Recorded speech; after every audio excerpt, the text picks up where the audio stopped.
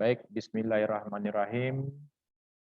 Assalamualaikum warahmatullahi wabarakatuh. Waalaikumsalam warahmatullahi wabarakatuh. Baik, kita mulai perkuliahan kita. Mudah-mudahan tidak terjadi trouble kayak kemarin.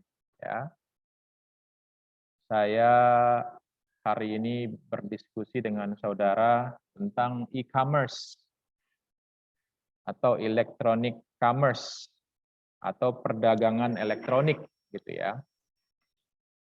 Jadi pada hari ini mungkin kita tidak lama-lama ya. Ya paling 1 jam sampai 1,5 jam saja. Untuk yang offline ini saya bertanya ini ya. Apakah hari ini saudara hanya 1 mata kuliah ini aja atau ada lagi lain setelah ini?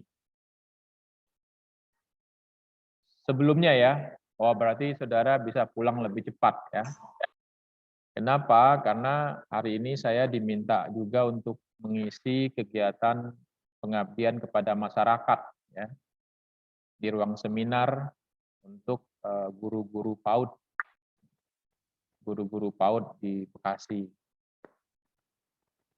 Topiknya juga sama kayak ini, ya sebatas promosi online. Jadi di sini saya untuk yang PMM sudah saya posting ya materinya, baik materi untuk slide PowerPoint maupun bahan bacaan maupun juga video ya. Silakan nanti di download, dipelajari. Kemudian untuk yang di Bina Insani, saya baru upload tadi baru slide-nya saja ya. Bahan ajarnya belum, nanti saya upload setelah ini, bahan bacaannya maksudnya. Oke, itu untuk prolog ya. Kita mulai. Kita hari ini sekali lagi sudah memasuki sesi yang ke-9. Sesi yang ke-9 ini berarti setelah UTS. Pak, nilai UTS-nya gimana? Belum, nanti ya. Nanti kita usahakan dalam minggu ini sudah dapat nilai lah, kita usahakan ya. Mudah-mudahan Senin itu sudah bisa dapat nilainya sudah diketahui gitu ya. Jadi mohon maaf belum bisa disampaikan sekarang karena belum dikoreksi. Kita proyeksikan nanti dikoreksinya mungkin di hari-hari weekend. Nah, nanti Seninnya baru disampaikan ya ke dalam rapat evaluasi dosen-dosen di hari Senin pada jam 3.30 biasanya. Nah, setelah itu baru saudara bisa melihat ya, di kampus nilai UTS-nya berapa. Itu, jadi itu informasinya. Berikutnya kita mulai saja ya. Materi kita soal e-commerce. Oke, saya coba perbesar aja. Baik. Nah, kita mulai dulu dengan pengertian apa itu e-commerce ya. E-commerce itu apapun bentuk jual beli yang dilakukan dengan media elektronik itu e-commerce. Nah, itu definisi dari e-commerce. Pokoknya transaksi jual beli. Kalau transaksi jual beli itu menggunakan media elektronik, itu adalah e-commerce namanya. Ya. Cuma sekarang ini seolah-olah e-commerce ini hanya untuk internet. Jadi memang kalau kita buat persentase 90% ya, 80% transaksi jual beli itu yang bersifat elektronik gitu ya, itu dari e-commerce gitu. Ini Rehan nih bocor itu suaranya Rehan, siapa itu? Gitu ya. Jadi orang lupa kalau TV pun juga e-commerce. TV. Pernah lihat ini enggak di TV, orang jualan produk di TV? Pernah enggak? Di TV mana itu biasanya tuh? Hah? Ya hampir beberapa stasiun TV yang kita punya itu memiliki satu segmen ya, suatu tayangan gitu ya, di mana mereka menjual produk-produk tertentu. Dimulai dari produk kebutuhan rumah tangga, produk kesehatan, gitu kan. Itu ditayangkan di TV. Ada yang jual juga, ada yang jelasin cara pakai segala macam, betul kan? Gitu, seperti itu. Nah, kemudian bagi yang mau beli, ayo telepon. Nah, itu. Dia tukang terima teleponnya sudah siap juga itu. Jadi ketika itu dia sudah melakukan kegiatan e-commerce, elektronik, dengan media elektronik. Jadi jangan dianggap bahwa e-commerce itu milik internet aja. Gitu. Bisa nggak Pak radio? Bisa. Radio bisa juga kita jualan pakai radio. Ada orang yang menyampaikan presentasi produknya di radio, kemudian diundang bagi yang mau beli hari ini diskon. Gitu. Nah itu juga e-commerce. Gitu. Nah jadi gitu. Oke gitu ya. Nah jadi kita harus paham dulu e-commerce ini. Sebenarnya media berjualan itu banyak selain dari media yang konvensional. Yang kita punya toko, kemudian orang datang ke toko kita, kemudian dia membeli. Itu konvensional. Kita berjualan secara offline. Tapi banyak sekali yang sifatnya itu e-commerce. Berjualan lewat radio. Caranya gimana?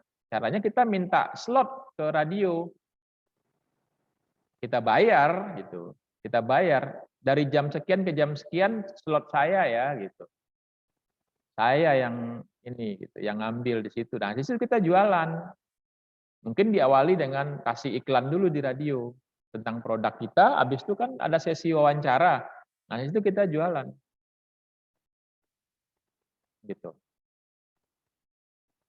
Nah, di TV juga gitu. Kita beli jam tayang namanya.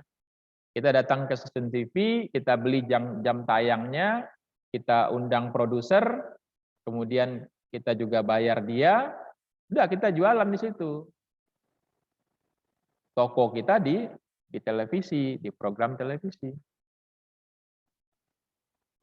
Nah, sekarang sebagian besar transaksi e-commerce itu adanya di internet. Nah, sekarang saya undang partisipasi semua yang ada di udara sama yang ada di dalam kelas saat ini. Coba sebutkan salah satu contoh di internet orang melakukan transaksi jual beli di internet. Satu aja siapa yang mau? Coba. Oh, yang dalam offline ini mau ngomong ya? Oke, silakan. Salah satu dari kalian dulu, yang berdua ini kayaknya ini. Yang depan deh, depan. Hah?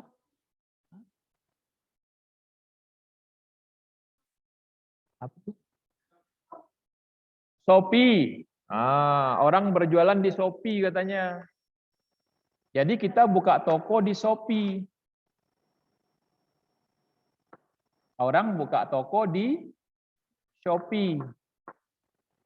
Berarti kalau orang buka toko di Shopee, orang buka toko di Lazada, orang buka toko di Bukalapak, orang buka toko di Alibaba, orang buka toko di banyak, ya, termasuk di OLX, ya kan? Sama itu berarti. Oke, kita tangkap satu poin, ya. Tangkap satu poin tuh. Nah, yang tadi disebutin Lazada, Bukalapak, OLX, Shopee. Tahu nggak siapa dulu bintang iklannya Shopee itu? Dulu. Hah? Anggota apa tuh? Anggota siapa tuh? Anggota Blackpink ya? Itu. Itu kata anak saya, katanya gini. Itu yang iklanin Shopee itu orang Indonesia. Loh, kok bisa orang Indonesia? Bukannya dia orang Korea? Enggak, orang Indonesia. Orang dia bilang beli saja di Shopee, katanya gitu. Berarti orang Indonesia dong ya, kayak gitu. Dia nggak tahu Lisa itu orang Korea. Oke. Itu disebut dengan marketplace. Ingat itu ya, karena ini sering-sering dipakai istilah ini ya. Marketplace, marketplace. Jangan sampai kalian nggak tahu kalau seandainya marketplace itu apa sih gitu. Ya, kayak Lazada, OLX, Shopee itu adalah marketplace. Apa itu marketplace? Marketplace itu semacam mall maya gitu, e-mall. Kalian pernah ke mall kan? Pernah kan? Pastilah. Nah, di mall itu kan tokonya toko-toko nyata kan? Orang kan nyewa tempat di mall itu kan? Betul nggak? Nah, kalau Shopee, kalau OLX, Lazada, Bukalapak, dan sejenis-jenisnya, itu adalah mall elektronik. Jadi kita bisa bikin toko di sana. Nah, makanya mereka disebut dengan marketplace. Gitu. Jadi marketplace itu apa? Salah satu model e-commerce, salah satu model e-commerce. Di mana dia berfungsi sebagai perantara antara penjual dan pembeli. Dia di tengah-tengahnya. Ini saya sediakan webnya, saya sediakan marketplace-nya, silakan dirimu berjualan di sini, silakan bebas. Gitu kira-kira. Nah, kalau seandainya marketplace ini salah satu dari bentuk model e-commerce, ada nggak? Nah, ini kita undang yang di online aja, yang jawab ya. Siapa yang berani jawab? Ada nggak contoh lain e-commerce? Dengan cara seperti apa? Ayo, kita minta 2 contoh yang berbeda ya, nggak sama ya. Dari online, dari yang hadir di dunia maya saat ini, siapa? Siapa yang berani?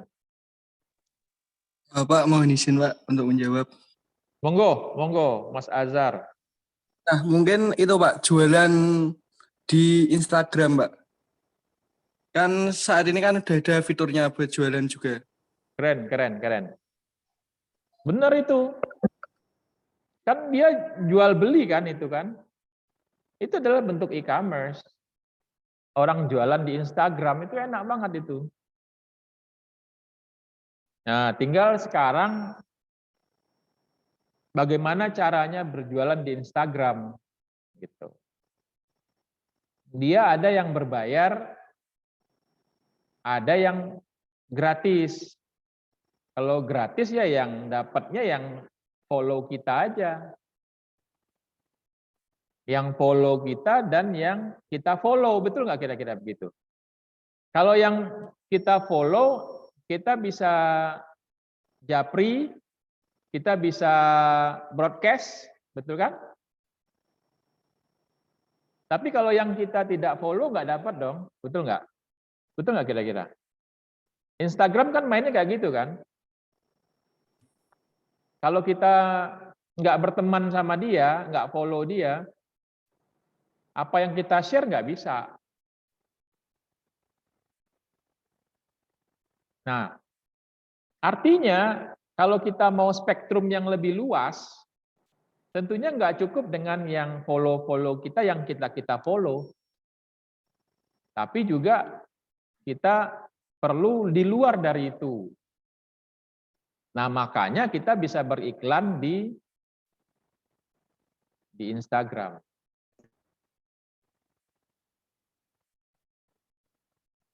Caranya gimana? Caranya ya ada Instagram Ads itu ada. Nanti dipelajarin aja, cari gimana caranya untuk memasang iklan di Instagram. Kalau kemarin kan kita belajarnya memasang iklan di Facebook kan. Nah itu kalau saudara terus jajakin terus, mainin terus, sampai gape bisa gitu, masang iklan di Facebook. Kurang lebih itu sama dengan masang iklan di tempat lain. Nah jadi kita bisa bayar iklan kita pasang di sosial media judulnya. Jadi tadi Mas Azhar ngasih kita contoh, Pak, e-commerce contoh yang lain itu adalah kalau kita berjualan melalui Instagram, Pak. Oke, bagus. Nah, kita bandrol aja biar cepat gitu ya. Salah satu contoh e-commerce yang lain selain kita jualan di marketplace, kita jualannya di sosial media. Itu e-commerce. Ini kalian catat ya, biar nggak lupa ya. Tadi banyak tuh dari TV, radio, contohnya kita jualan.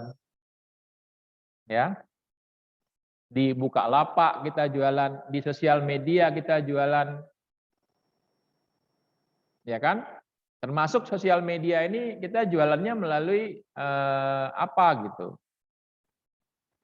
Melalui semua sosial media. Pak, melalui email termasuk itu nggak Pak? Jualan sosial media nggak Pak? Ya iya, email juga. Bisa nggak kita jualan transaksi jual beli melalui email? Bisa nggak kira-kira? Nggak bisa. Bisa atau bisa? Bisa. Bisa kita jualan melalui email, kita email-emailan gitu kan. Kita tawarkan, dia beli. Kita tawarkan, dia menawar. Kan bisa. Akhirnya kita lepas. Bisa. Gitu. Nah, sekarang kita undang satu lagi dari online. Apalagi bentuk dari e-commerce? Karena kalau mainin marketplace cuma salah satu. Ada lagi nggak cara yang lain? TikTok Shop, Pak. Kenapa? TikTok Shop.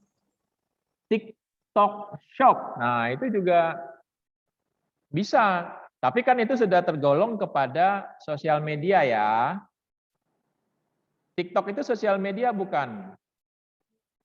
Nah, kita sudah kategorikan itu sebagai sosial media, TikTok Shop. Benar itu. Tapi itu contoh lain ya dari sosial media. Maksud saya yang lain, metode lain yang sifatnya e-commerce, tidak lagi di marketplace, tidak lagi di sosmed, tapi di mana? Ayo. Kenapa? Di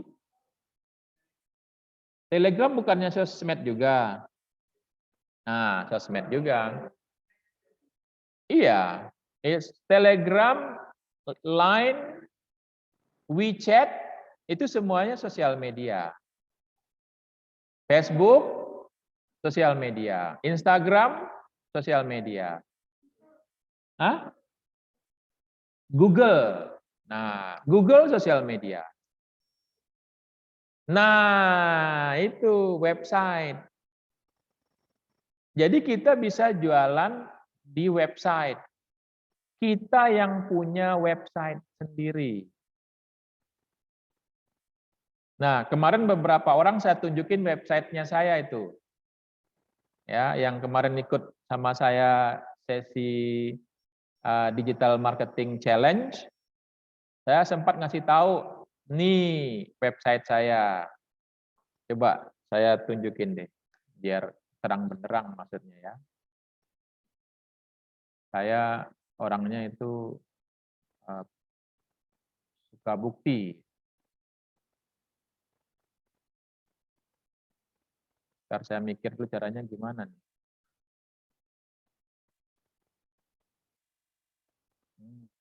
Tuh kan, ini minimize saya nggak bisa ya, tapi gini kali. Nah, gini ya. Terus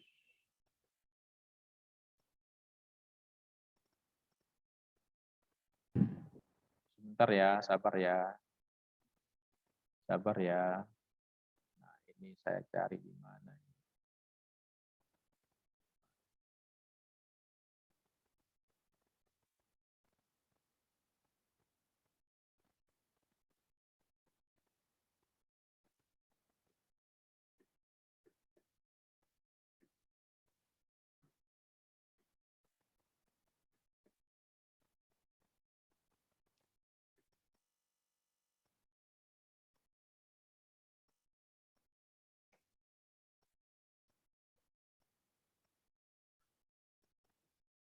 Oke, saya ini tampilkan lagi.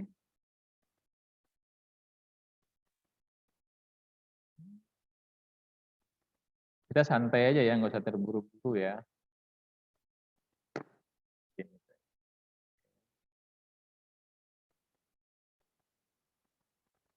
Nah, ini website saya, website pribadi saya, ya dalam bentuk perusahaan, saranadigitalprima.co.id, gitu ya. Nah, di sini saya menawarkan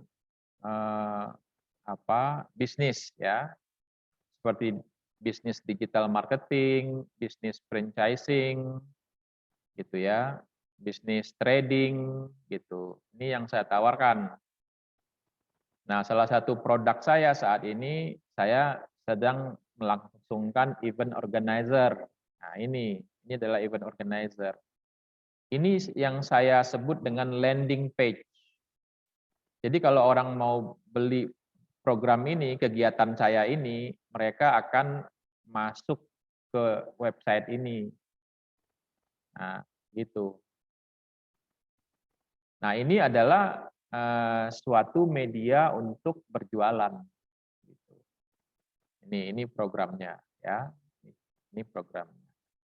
Nah, ini adalah landing page-nya, di mana kalau seandainya di brosur terbatas, ya kan? Kalau di sosial media kan kita terbatas kan, brosur. Padahal banyak yang kita mau sampaikan di sini. Maka untuk konteks ini kita mainin landing page, gitu.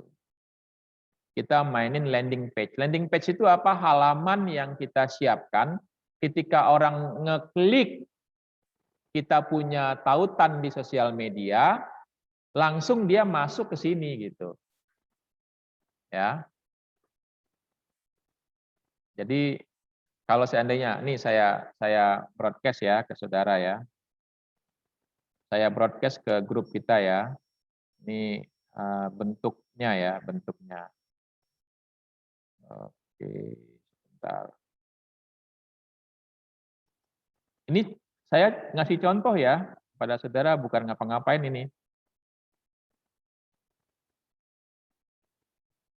Sebentar.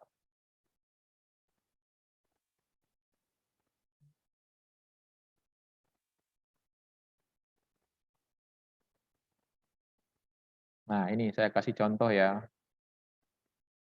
Ini saya kirim sebuah informasi melalui WA ya, melalui WA ke grup kita. Nama grupnya digital marketing kan? Digital marketing. Nah, itu kan. Dek, saya kirim. Nah, coba lihat di handphonenya masing-masing. Pasti di situ ada ajakan untuk klik link gitu. Ya. Kalau seandainya link itu saudara klik, maka saudara akan sampai ke sini gitu. Nah, berarti di dalam WA itu ada flyer, ada caption, dan ada call to action-nya. Siapa yang tahu di dalam WA itu call to action-nya apa? Nah, call to action-nya adalah link ya. Kunjungi website yang ada di link. Nah, itu adalah call to action-nya. Ketika orang klik call to action itu, maka dia akan sampai ke landing page namanya. Ini landing page-nya. Dia akan sampai ke sini. Landing page-nya ini, ya. Sampai ke sini landing page-nya. Nah, kemudian di landing page ada namanya CTA lagi, call to action lagi, yaitu daftar sekarang. Ketika dia klik daftar sekarang, dia masuk ke Google Form pendaftaran kayak seperti ini. Nah, ini saya harus di-verify dulu ya. Nah, ini bukan ini saya, tapi yang jelas ini dia minta verify. Tapi nggak apa-apa, nggak apa-apa. Saudara kalau seandainya main sendiri bisa langsung masuk gitu. Oke, jadi kira-kira seperti itu contohnya. Nah, itu berarti website bisa dijadikan media untuk melakukan kegiatan e-commerce. Ya. Bisa dipahami kira-kira maksudnya? Bisa ya? Bisa apa bisa? Bisa apa bisa? Oke, ini kayaknya saya salah ambil. Saya keluar dulu lagi. Oke. Kita share screen lagi, ambil yang ini berarti. Oh, ini. Ambil yang ini. Baik, kita lanjut ya. Jadi sudah dapat dulu. Nah, ini. Ini saya mau mengajak saudara merenung sih sebenarnya ya. Jadi kita ini sebenarnya bangsa yang sangat besar ini. Ketahuannya dari mana tuh? Nih, ketahuannya dari sini nih. Ini saya gedein aja lah ya. Nah, ini. Kita ini saat ini per Januari 2021, kita itu ada di angka 274,9 juta jiwa. Ya kan? Ya kurang lebih plus minusnya lah ya. Karena juga ada yang meninggal, ada yang hidup, ada yang bayi lahir gitu ya. Ya plus minusnya segitulah. Nah, dari handphone yang beredar ya, mobile connection kita itu ada di angka 345 juta. Jadi ada disinyalir satu orang memiliki lebih dari satu handphone. Ini mobile connection nih, handphone nih. Nah, kalau pengguna internet kita ada di angka 203 juta pengguna internet kita. Ya. Yang aktif menggunakan sosial media itu di angka 170 juta. Jadi yang sering menggunakan sosial media ya itu di angka 170 juta. Ini yang kita perlu renungkan ya. Nah, alhasil apa? Ya. Nah, ini pertumbuhannya ya, dia terus bertumbuh ternyata. Penduduk kita terus bertumbuh, 1,1%, ya kan? Terus orang beli handphone juga bertumbuh terus setiap tahun. Bertumbuhnya 1,2%. Dan yang paling hebat, pengguna internet bertumbuh 15,5% setiap tahunnya. Ini data Januari 2021. Dan orang yang menggunakan sosial media itu bertumbuh 6,3%. Jadi setiap tahun ada 2,9 juta orang bertambah setiap tahun. Ya. Ada 4 juta perangkat bertambah setiap tahun. Ada 27 juta orang pengguna internet bertambah setiap tahun. Ada 10 juta orang pengguna sosial media bertambah setiap tahun. Nah, jadi apa yang kita tangkap dari ini semua? Ya, ya akan terjadi terus kita ini menjadi bangsa yang digital. Ini kita adalah bangsa yang digital. Anak-anak SD aja sekarang udah minta HP dia. Karena belajarnya semuanya pakai internet semua. Nah, makanya ternyata ini juga mendorong terjadinya peningkatan e-commerce. Terjadinya peningkatan e-commerce. Ya. Nah, ini jumlah orang membeli barang-barang yang bersifat harian, kebutuhan harian di internet. Consumer goods.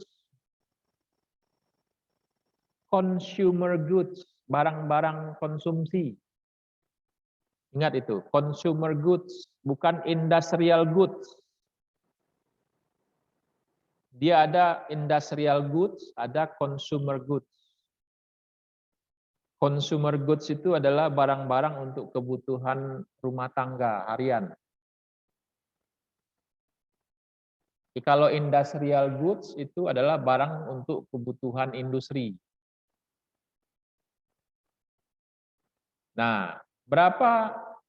Ada 138,1 juta jiwa yang melakukan pembelian barang-barang kebutuhan sehari-hari melalui internet.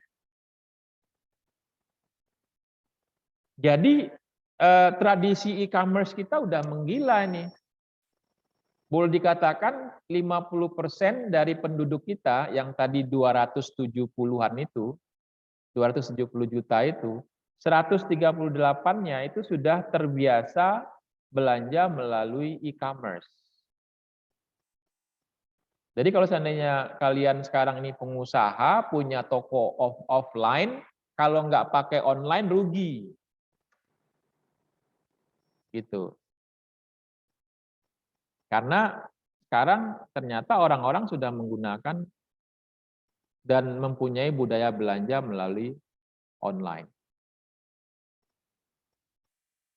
Nah, total nilai dari belanja mereka ya di e-commerce itu mencapai 30 miliar US dollar.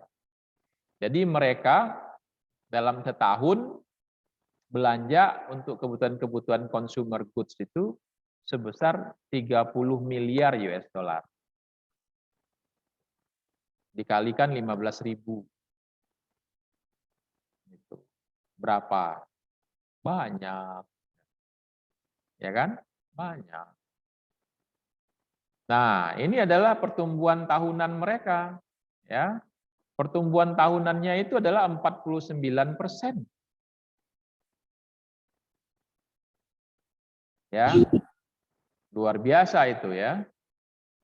Nah, jadi ini tentunya adalah menjadi motivasi bagi kita untuk anak-anak muda main di e-commerce. Saudara ini kan generasinya generasi Z ini. Ya kan? Sekarang usianya berapa ini rata-rata? Ada nggak di angka 20? Ada ya? Kamu berapa? 21? Jadi sampai 24 itu generasinya generasi Z. Kalau saya ini generasinya generasi X saya. Pokoknya yang 45 tahun ke atas itu generasi X. Kalau milenial itu yang 25 sampai 40. Itu generasi milenial. Bapak-bapaknya kalian itu generasi milenial. Kayaknya sama dengan saya. Ya, bapak-bapaknya kalian itu sama dengan saya generasi milenial. Nah, kalian sendiri adalah generasi Z yang usianya adalah 8 sampai 24 tahun. Yang ada saat ini. Itu berarti generasi Z. Nah, generasi Z ini berbisnisnya, kalian itu berbisnis melalui e-commerce. Makanya mata kuliah ini menjadi penting. Karena perkembangannya luar biasa. Ini sudah banyak bukti. Ya, ini memang di travel ya. Di travel kita anjlok ya, turun ya. Lihat di sini nih. Minus 45% di bisnis travel, mobility, sama accommodation. Ini hancur ini. Kenapa hancur? Karena pandemik. Jadi bapak-bapak kalian yang main-main di bisnis travel, ini pasti dia gantung ini, berhenti bisnisnya. Nah ini mau main-main lagi nih, mulai dari bulan ini sudah mulai orang main bisnis travel, terutama travel wajibnya itu, travel ke Tanah Suci, untuk umroh sudah mulai dibuka. Ya, mudah-mudahan sebentar lagi dibuka lagi untuk perjalanan antar negara. Sehingga banyak nanti tour and travel yang bisa memainkan sebagai bisnis, mereka hidup lagi gitu. Mudah-mudahan pandemi ini segera berakhir. Jadi kalian harus patuh kepada pemerintah. Jangan sampai PPKM level 3 nanti diberlakukan pas waktu liburan, itu tetap aja ngebandel gitu. Jangan. Biar kita bisa mempertahankan enaknya saat ini, bebas dari COVID saat ini. Makanya jangan sampai dikasih ruang sedikit pun untuk kita terdampak lagi. Makanya pemerintah menjaga agar libur Natal dan Tahun Baru nanti tidak euforia. Orang kebablasan, akhirnya dapat lagi. Nah, kalau dia itu penyebarannya kan deretnya deret kali. Deret kali. Kena satu dikaliin berapa gitu. Kaliin 20 kali 20 lagi. Dan demikian seterusnya, bahaya. Nah, ini sisanya kita dahsyat. Sisanya dahsyat. Kayak fashion and beauty itu masih tetap bagus, bahkan 50% terjadi peningkatan. Penjualan di e-commerce-nya ya dibandingkan yang sebelumnya. Elektronik dan media fisik itu juga rame. Yang paling rame itu makanan, diantar-antar itu orang kayaknya pada kelaparan di rumah tuh. Ya, kalau udah urusan makan kayaknya orang sangat bersemangat sekali gitu. Ini yang paling tinggi peningkatannya di era pandemi ini. GoFood, ya, Shopee Food, banyaklah pokoknya. Dan hal-hal yang terkait dengan furniture, peralatan-peralatan rumah tangga, mainan, hobis, digital music, video game, itu terjadi peningkatan semua. Nah, yang paling meningkat itu adanya di sini, di food and personal care. Nah, ini perempuan-perempuan suka nih personal care ini. Ya.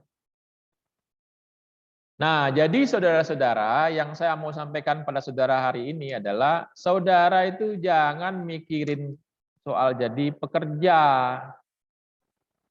Jadi pekerja itu hanya boleh buat nyontek.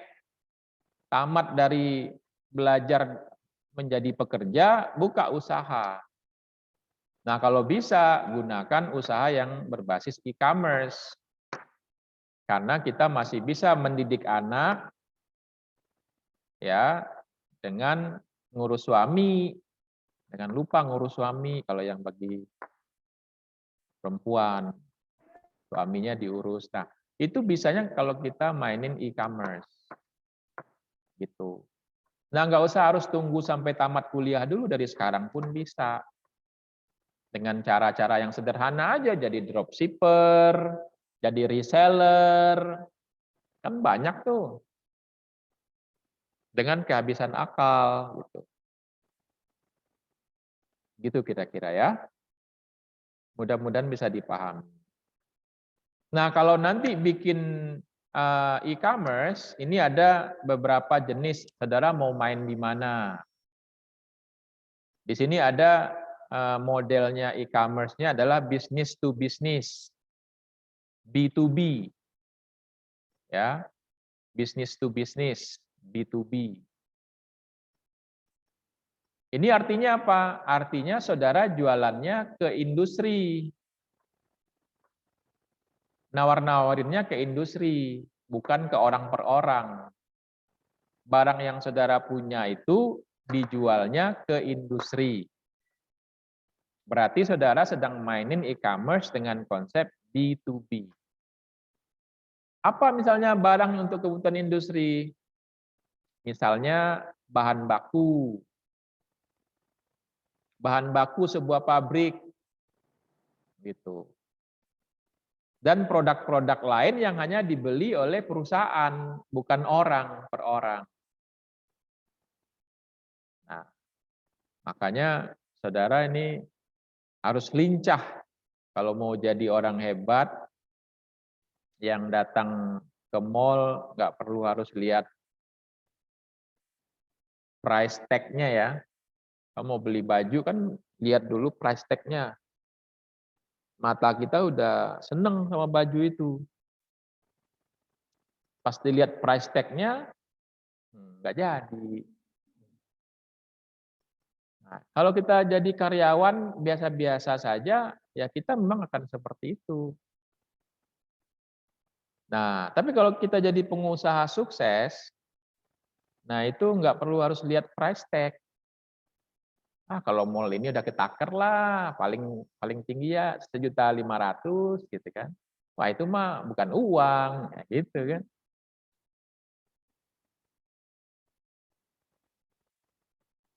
Pak, tapi untuk jadi orang seperti itu kan butuh perjuangan, Pak. Iya, Alibaba aja, Jack Ma aja itu berapa ribu kali ditolak sama orang. Biasa.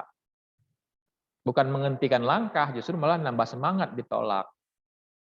Bagaimana Anda menghadapi sebuah kegagalan, menyikapinya ketika Anda ditolak oleh orang, Anda berhenti apa enggak? Tetap aja lanjut. So must go on, nah itu bagus. Bisa kayak Jack Ma. Alibaba itu dibangun melalui ratusan ribu penolakan-penolakan kecil. Dia nggak langsung tiba-tiba jadi gede. Gitu. Nah untuk ke sana, saudara harus mengetuk 1.000 pintu. Nggak gampang, saudara. Menjadi pengusaha itu nggak gampang. Saya ngalamin sendiri, saya buka usaha seperti itu nggak gampang. Jadi mendatangin hasil nggak seperti itu. Saya harus mencari ngetuk-ngetuk pintu. Pintu ini saya ketuk nggak terbuka. Pintu ini saya ketuk nggak kebuka. Dari 1.000 pintu yang saudara ketuk, nanti ada satu pintu. Nah, WMP itu yang pendidikan, ngisi kampusnya. Nah, itu bocor lagi tuh si Aisyah tuh. Aisyah, kamu bocor suaranya. Ya. Oh iya, silakan. Kok ngajak-ngajak? Takut ya?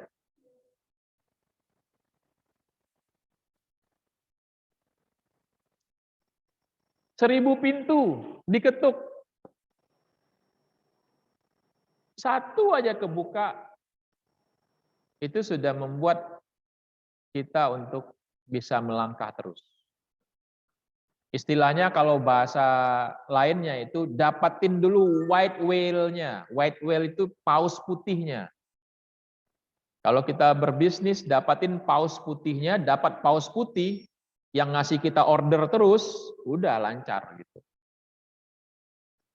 Ya. Nah, kalau sudah begitu, nanti masuk ke mall, lihat mau beli baju apa, kayaknya ini bagus nih baju ini nih. Nggak usah harus lihat-lihat price list itu. Udah masuk kantong belanja aja udah. Tahu-tahu 25 juta, kecil, nah gitu. Tiap tahun Eropa, rekreasinya bukan ke domestik, bro, bukan ke pantai Pakis, bukan ke pantai Pedes, Karawang tuh, bukan ke pantai Babelan, bukan, bro. Florida, nah gitu. Nah ini mumpung masih muda belia kayak saudara-saudara ini ya, dari sekarang tetapkan tujuannya. Kerja boleh kerja, tapi untuk cari bos. Nah itu, ini penting banget nih saya kasih informasi nih, penting banget ya. Saya mengutip Jack Ma sih sebenarnya. Cari bos yang baik. Kita kerja itu nyari bos yang baik. Lo buat apa, Pak? Buat nyontek leadership-nya. Nah, gitu. Gitu. Ingat nih, ingat. Tamat atau sedang kuliah kayak gini, magang boleh, part time boleh, silakan, hanya untuk nyari bos yang baik. Yang kita bisa kita model leadership-nya. Nanti kalau saatnya tiba, kita ATM. ATM kan, masih ingat kan ATM kan? Amati, tiru, modifikasi. Contek. Jadi menyontek itu jangan di bangku kuliah. Nyontek itu ketika nanti tamat dari ketika kita kerja, contek. Namanya itu role model. Kita harus punya role model. Siapa orang yang kita anggap pantas untuk kita tiru dalam hal tertentu, terutama dalam hal masa depan, nyari uang. Tujuan kita untuk kerja itu adalah untuk ATM, amati, tiru, modifikasi. Nanti ketika kita punya uang sedikit, kita contek. Bisnis kecilnya itu kita contek, cara leadership-nya kita contek. Nah, gitu. Yang berikutnya, saudara bisa melakukan bisnis yang sifatnya retail ke consumer. Namanya business to customer atau B2C. Atau customer to customer. Saudara beli barang, kemudian jual lagi barang tersebut setelah saudara pakai. Jadi customer to customer. Karena misalnya saudara udah nggak pakai lagi, ya udah jual. Kalau saudara pernah pergi ke Jepang, saudara paham konsep customer to customer ini. Di Jepang, saya dulu di Jepang, itu saya kaget setiap hari Sabtu Minggu, orang-orang Jepang itu keluar pakai mobil, kemudian di mobilnya itu pantatnya dikedepanin, kemudian pantat mobilnya itu udah keluar tuh barang-barang elektronik apa-apa gitu.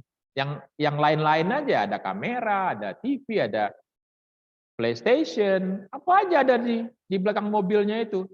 Dan itu banyak di mall itu. Di mall itu. Oh, ternyata orang ini jualan barang bekas. barang-barang bekas yang dia punya di rumah udah nggak kepakai lagi, itu dijual di hari Sabtu Minggu itu. Dan itu difasilitasi oleh pemerintahnya, oleh mallnya. Nah, datanglah orang-orang beli gitu ya. Oh, kayaknya gue, karena dia masih punya barang-barangnya masih bagus-bagus. Nah, jadi kalau saudara pergi ke Jepang, Jepang itu adalah surga bagi barang bekas. Nah, mereka punya mall-mall besar ya, mall-mall besar, hampir di setiap kota mereka punya mall-mall besar, itu semuanya barang bekas semua. Lantai 1, 2, 3, 4, itu barang bekas semua. Saya beli kamera, harganya miring banget, masih bagus, sekarang masih bisa. Saya dulu ke Jepang tahun 2015. Dan 6 tahun barang bekas, ya, kamera, ya, masih bagus sampai sekarang. Harganya miring banget. Pokoknya saudara kalau nanti diberi rezeki oleh Allah, umur panjang, niatkan main-main ke Jepang. Kalau yang Islam setelah umroh ke Jepang. Niatkan itu, karena negara itu sangat unik. Negara Jepang itu sangat unik dengan kejujuran orang-orangnya, sama dengan keindahan dan kebersihan, serta kedisiplinan orang-orangnya. Itu hebat sekali di situ. Padahal mereka itu agamanya nggak jelas itu. Mereka lahir sebagai Shinto. Nanti remaja menjadi Natalan Kristen. Nah nanti kalau udah mati dibakar itu udah. Jadi Buddha. Lah nggak jelas itu agamanya. Apa aja agamanya itu? Semua agama dihormatin aja sama mereka.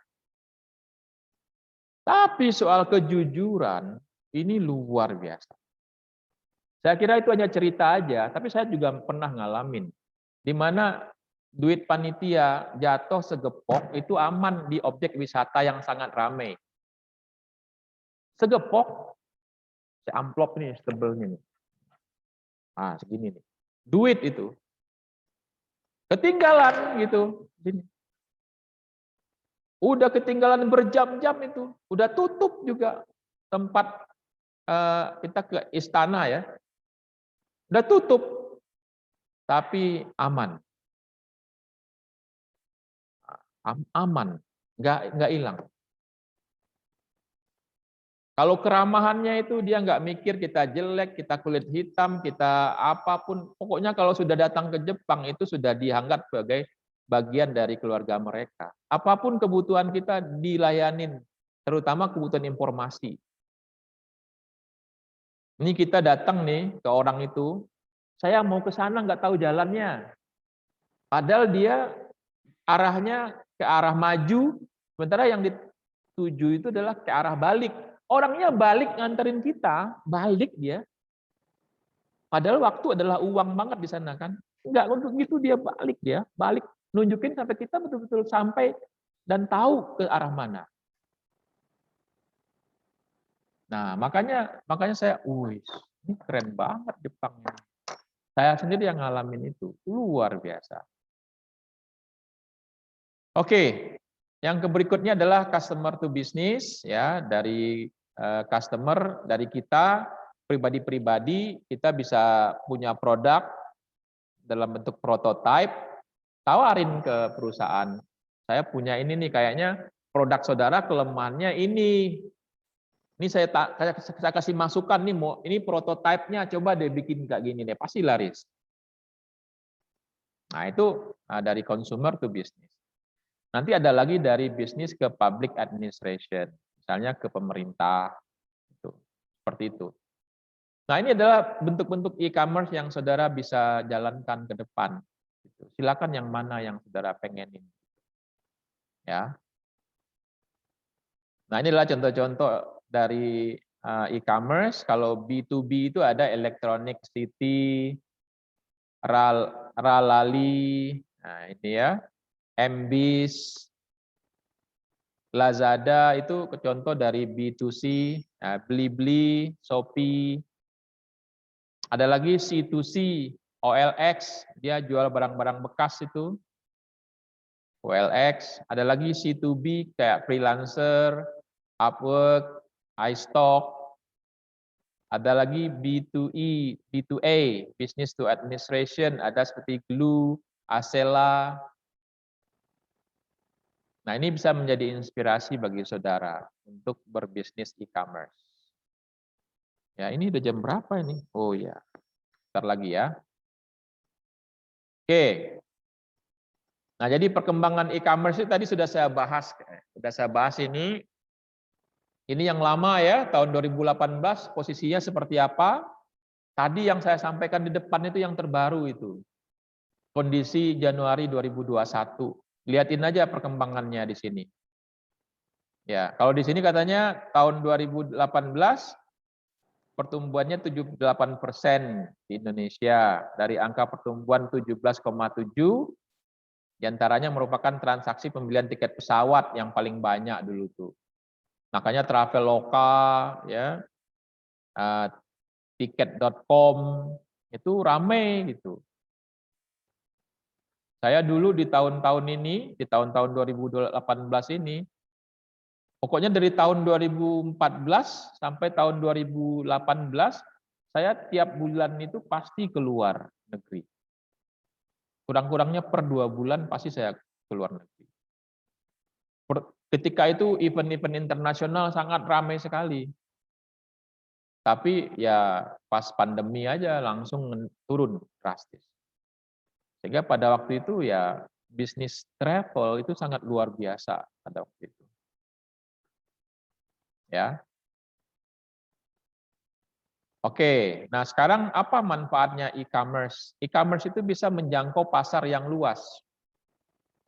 Saudara tahu kalau seandainya produk-produk Cina kita bisa belanja di sini melalui alibaba.com.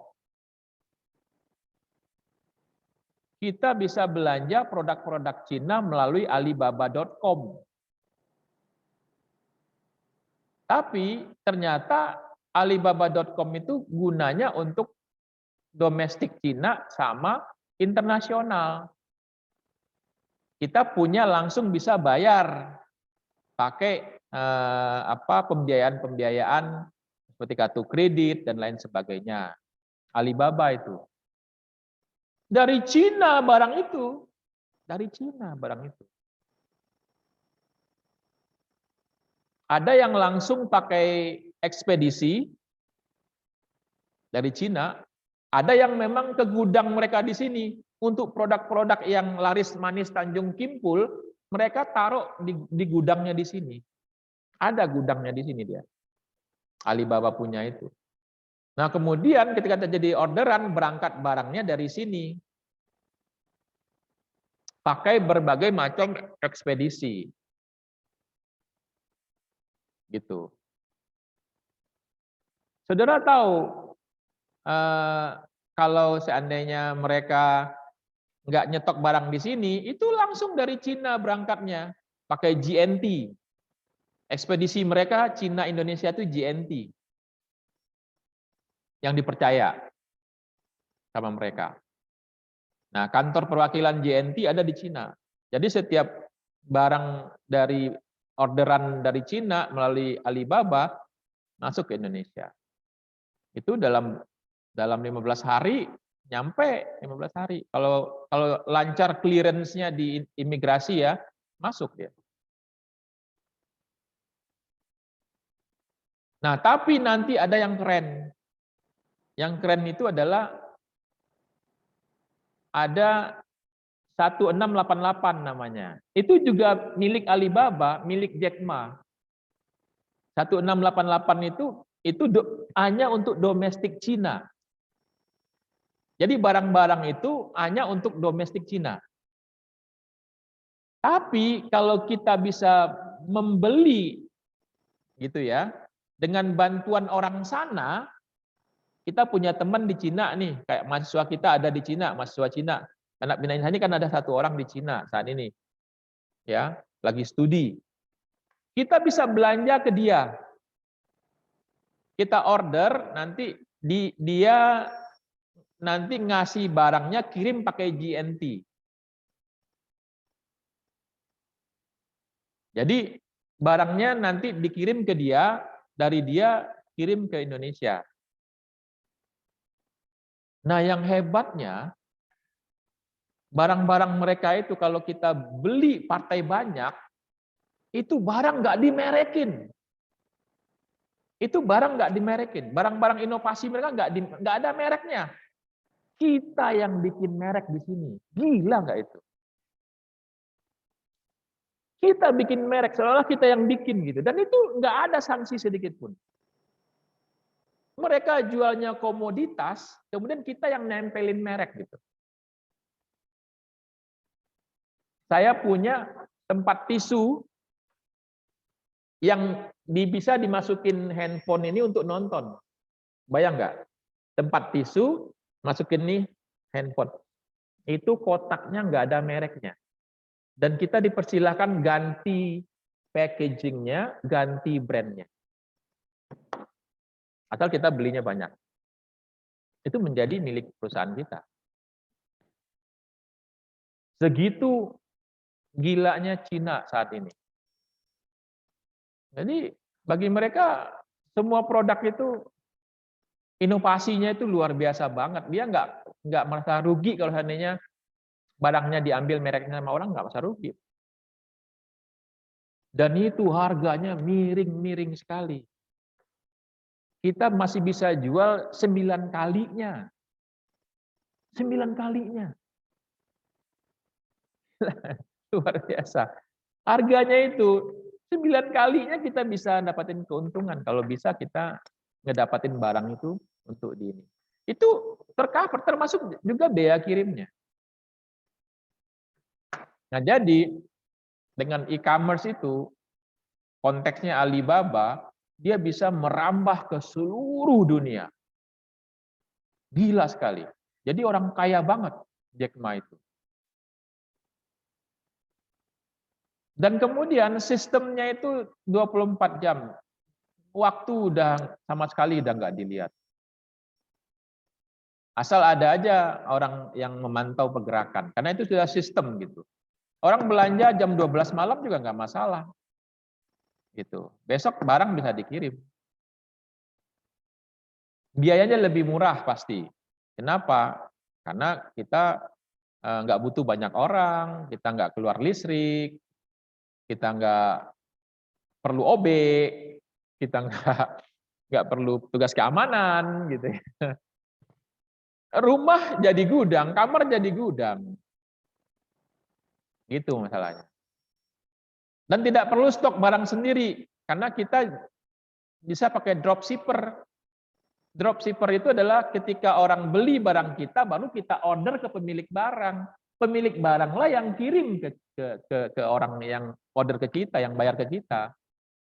Ini ya, saya lihat orang di Tanah Abang itu, orangnya nggak punya toko, tapi dia punya toko di Shopee, di Lazada, di Bukalapak.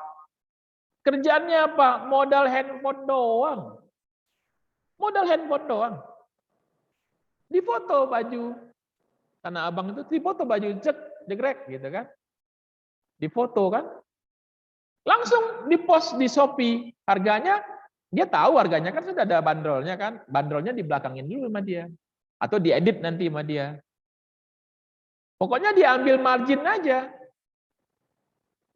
Ketika ada pembelian, ya udah, uangnya udah masuk, udah dia modalin emang, ambil barang itu, dibeli sama dia, langsung di-pack, langsung langsung dikirim ke orang. Dapat dia margin, let's say misalnya 20%, di toko itu orang jualnya misalnya 80.000, dia jual 100, untung 20.000, ya nggak masalah. Kalau orang nggak nguntung, nggak ada yang ngambil, ya nggak masalah, dia cari lagi mana yang bagus jegrek gitu. Gitu aja kerjaannya. Hidup juga bahkan lebih enak. Nah, Ada orang yang memang dropshipper. Dia nggak ke toko langsung. Dia mantau aja di di marketplace, dia mantau tuh. Dipantau sama dia, mana nih harga barang yang kira-kira rendah gitu. Udah dia fotonya diambil, di crop, dimainin lagi di tempat lain, di marketplace yang lain, harganya dinaikin. Gitu. Orang belanja sama dia dengan harga yang dinaikin itu. Ya udah dia tinggal nanti order sama di mana dia belanja tadi, minta dikirimin ke yang beli sama dia gitu. Selesai. Dia tanpa ada barang sama dia. Dia tidak perlu stok barang sendiri gitu. Nah, demikian juga sekarang itu dalam hal pengelolaan transaksi dan pengiriman itu kita sudah dibantu. Mekanisme dan sebagainya.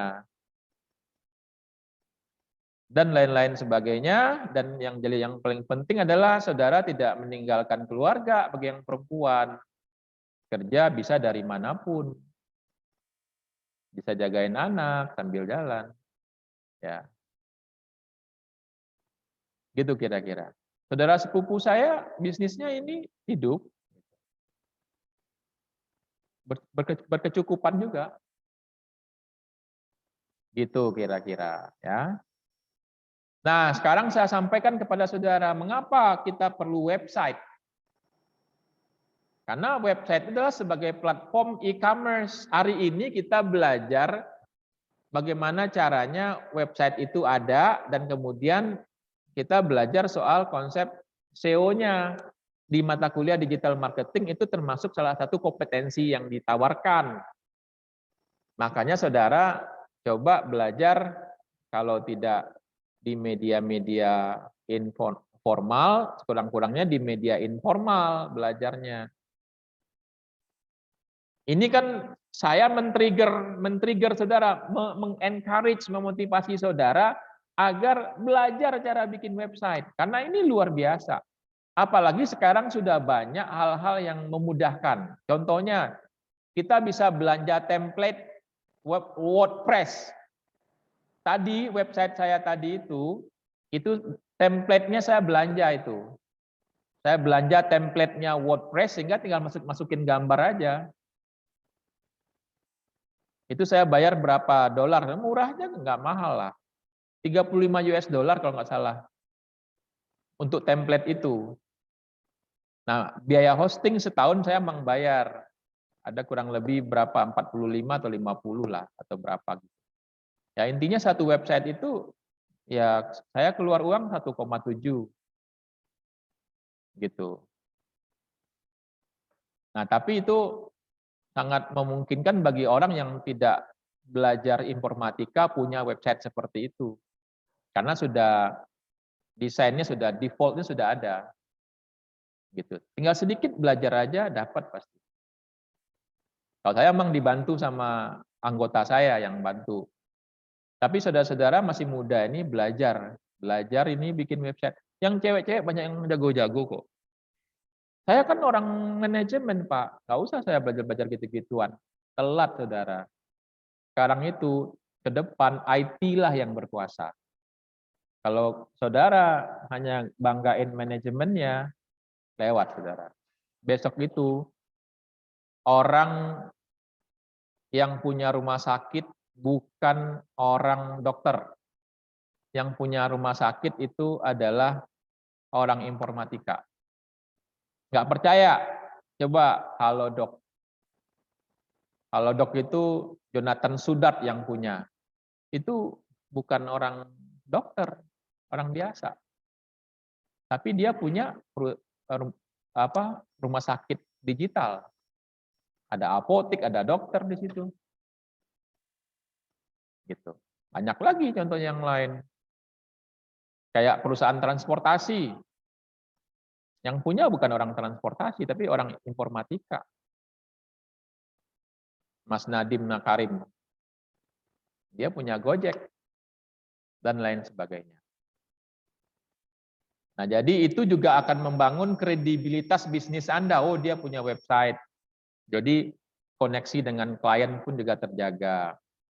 Juga bisa sebagai katalog yang bisa diakses kapanpun juga selagi masih ada ini terkoneksi dengan internet. Ada menjadi katalog. Dia pengen tahu deh berapa sih harganya, langsung ada dapat. Pelayanan yang tanpa henti 24 jam gitu ya. Nah, itu kira-kira brand kita mudah ditemukan di mesin pencari dan kemudian ingat ya, pasti banyak kompetitor kita yang sudah memiliki website. Nah, oleh karena itu makanya penting sekali website itu. Nah, tugas kalian kemarin itu adalah gunanya untuk menanamkan kesadaran tentang pentingnya website bagi kita berbisnis ke depan, terutama bisnis e-commerce. Jadi itu yang bisa saya sampaikan kepada saudara. Saya buka diskusi, seandainya ada yang ditanyakan dengan senang hati silakan ditanyakan. Kalau tidak ada, kita akan akhiri kelas ini. Silakan kalau seandainya ada yang ditanyakan. Baik yang di dalam, yang offline maupun yang online, silakan bebas.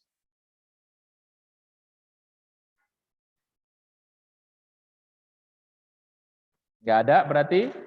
Nggak ada yang ditanyakan? Tidak, kalau nggak ada, kita bisa akhiri. Wabillahi taufiq wal hidayah. Assalamualaikum warahmatullahi wabarakatuh.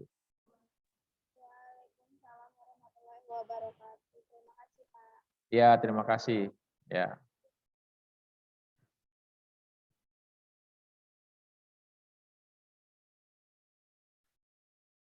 Kita akhiri ya.